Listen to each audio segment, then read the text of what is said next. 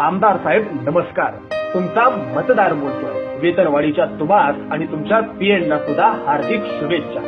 सगळे आमदार खरंच खूप गरीब आहात. तुमची गरिबी पाहिली तर तुमच्यापैकी 253 आमदार हे करोडपती आहेत. तुमच्यापैकी 80 आमदारांची संपत्ती फक्त 10 कोटी आहे, तर तुमच्यापैकी 4 आमदार तर खूपच गरिबीच आहेत, कारण त्यांची संपत्ती ही 100 कोटीच्या घरात आहे. आता एवढी वेतनवाढ होऊनही थोडीफार पैशाची गरज तुम्हाला भासलीच कधी, तर आम्ही स्वतः सुद्धा 100-200 रुपयांची मदत करायला तुम्हाला केव्हाही तयार आहे, कारण तुम्ही आमचे लोकप्रतिनिधी आहात. आमदार साहेब तुमची पगारवाढ अवश्य करा, मात्र या राज्यातला शेतकरी राबून म्हातारपणातला श्वास देखील शेतातल्या काया मातीत कष्ट करताना खपवतो ना, त्याच्या जगण्याकडे जरा बघा. शेतकऱ्यांच्या कांद्याला, ऊसाच्या, कापसाच्या, सोयाबीनच्या भावाकडेही तेवढं पाहत, मात्र महाराष्ट्राच्या कानाकोपऱ्यामध्ये ललिता बाबर, पार्थना ठोंबरे सारखे अनेक खेळाडू पैशाअभावी खितपत पडलेत ना, त्यांच्याकडे जरा टोकावून पहा. आमदार साहेब तुमची पगारवाढ अवश्य करा, मात्र आमच्या माता भगिनींना सातत्यानं अत्याचाराला सामोरं जावं लागतंय ना, त्यांच्या संरक्षणाचं तेवढं बघा.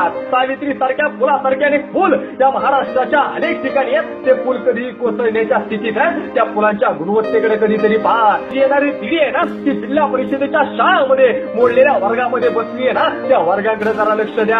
आमच्या आदिवासी बांधवांच्या पोरांच्या शासकीय वसतिगृहासाठी काय जुगाड जमतोय का, तेवढे जरा बघा. तर आपण सर्व सण आनंदानं साजरा करीत असताना आपल्यासाठी 24 तास ऑन ड्युटी असणाऱ्या त्या पोलीस बांधवांच्या समस्येकडे सुद्धा जरा बघा. रात्रभर डोळे उघडे ठेवत एसटीतील 40-50 जणांची जबाबदारी स्वतःच्या जीवावरती घेत गाडी चालवणारा त्या एसटीच्या कर्मचाऱ्यांच्या समस्येकडे सुद्धा जरा बघा. चिमुरड्या पोरांना आईच्या मायेने सांभाळणाऱ्या महाराष्ट्रातल्या अंगणवाडी सेविकांच्या प्रश्नाकडे सुद्धा जरा बघा. तर गेल्या 15 वर्षापासून विना वेतन पोरांना शिकवणाऱ्या त्या विना अनुदानित शिक्षकांच्या पगाराचं जरा बघा. देशाच्या सीमेवरती लढून शहीद होणाऱ्या जवानांच्या कुटुंबियांच्या अवस्थेकडे जरा बघा.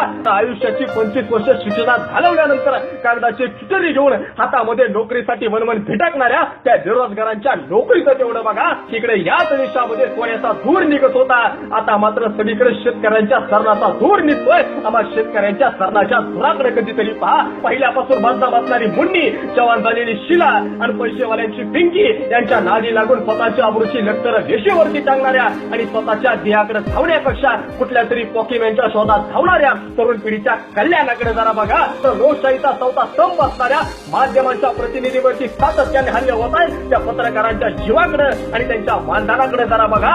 आमच्या झोपडीत कितीही पाणी घुटलं तरी आम्हाला चांगलीच झोप येते. रस्ता, वीज, पाणी कसली जरी समस्या असली तरी आता आमची काहीच तक्रार नाहीये तुमच्याकडे, पण तरी हक्कानं सांगतो. आम्हीच टॅक्स द्यायचा, आम्हीच गॅसची सबसिडी सोडायची, आम्हीच टोल भरायचा, सगळं काही आम्हीच करायचं आणि पगारवाढ मात्र तुमची गावं. आमच्या सारख्या असंख्य लोकांच्या टॅक्सवर स्वतःच्या पिढीचं आणि येणाऱ्या अनेक पिढ्यांचं कल्याण करणारा तुम्हा प्रत्येक आमदाराचा मी जाहीररित्या निषेध करतो. राहून शेवट एक मराठी गीत आठवलं. लहरी राजा प्रजा अंतरी अधांतरी दरबार, अजब तुझं सरकार रे बाबा, अजब तुझं सरकार.